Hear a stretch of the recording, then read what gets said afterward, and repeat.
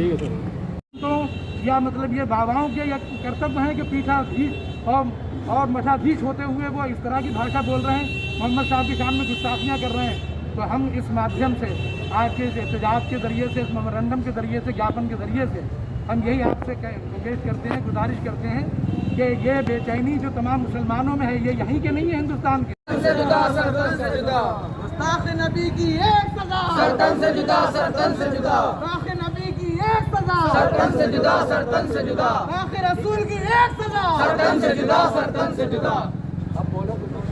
सजा, सरतन से जुदा, रसूल की एक सजा। में नहीं बल्कि पूरी दुनिया में है थोड़ी नीचे कि हमारे, अब मैं उन्हें परम पूज्य कहूँ, हम लोग तो बेअदबी से बात करते नहीं हैं, लेकिन वो अदब के अब लायक नहीं है, जिनका के नाम नरसिम्हानंद सरस्वती, जो पीठाधीश्वर हैं और एक जगह के, एक मंदिर के मठाधीश हैं। बताइए आप, तो ऐसे शख्स ने जो इतना बड़ा परम पूज्य है, जो इतना बड़ा कौम का अनुयायी है, उसने ऐसी गुस्ताखी की है कि मोहम्मद साहब जो इस्लाम के पैगंबर हैं, बल्कि वो पूरी दुनिया के पैगंबर हैं, अमन शांति के दूत हैं, उनके बारे में ये गुस्ताखी की है कि वो बेराह थे और तरह तरह के उन पर लक्षण लगाए हैं, इल्ज़ाम तराशी की है और इस तरह की गुस्ताखियाँ की हैं जो काबिल बर्दाश्त नहीं है। आप बताइए कि हम और आप इस हिंदुस्तान में रहते हैं कि जहाँ तरह तरह के मज़ाहिब हैं, तरह तरह की कौमें हैं, हम मिलजुल कर रहते हैं यहाँ भाईचारे से, अमन शांति के साथ। हिंदू अपने हिसाब से पूजा पाठ करते हैं, मुसलमान अपने हिसाब से अपनी नमाज़ें मस्जिदों में पढ़ते हैं, और यही हमारा संविधान कहता है, जो बाबा डॉक्टर भीमराव अम्बेडकर जी ने बनाया है और जो तमाम हिंदुस्तान में लागू है और जिस पर हम यकीन रखते हैं, और हमारे तमाम वो जो यहाँ क़यादत करते हैं उसकी ओथ लेते हैं, उसकी कसम खाते हैं। आखिर वो बाबा जी को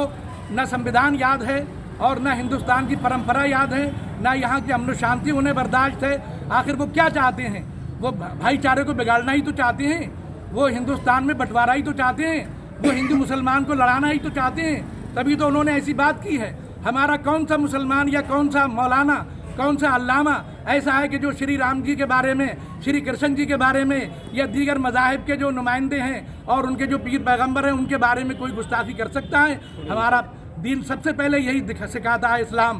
कि हम जहाँ अपने पीर पैगंबरों की इज़्ज़त करें, वहीं दूसरे तमाम दीन के मानने वालों की और उनके तमाम बड़ों की इज़्ज़त करें।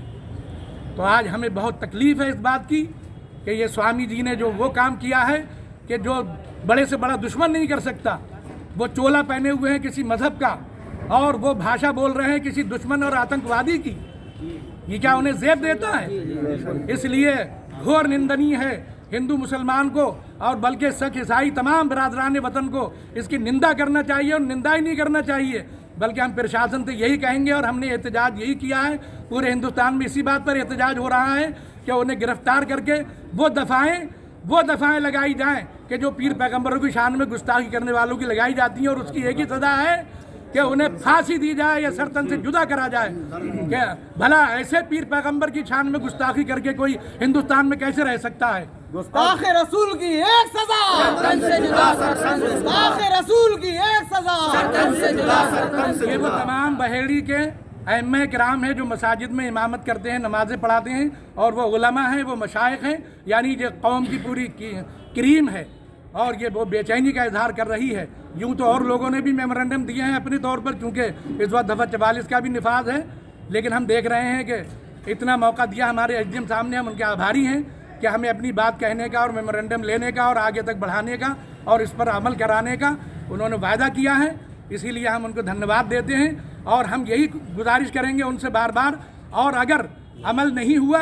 और हमारे मेमोरेंडम देने पर इस एहतजाज को कबूल नहीं किया गया और जिलाधिकारी महोदय द्वारा बात आगे तक नहीं पेश की गई और उन दफ़ात के तहत जो उन पर वाजिब होती हैं और लागू होती हैं, अगर नहीं किया गया ये काम, तो आगे प्रदर्शन होगा, आगे लोग सड़कों पर निकलेंगे,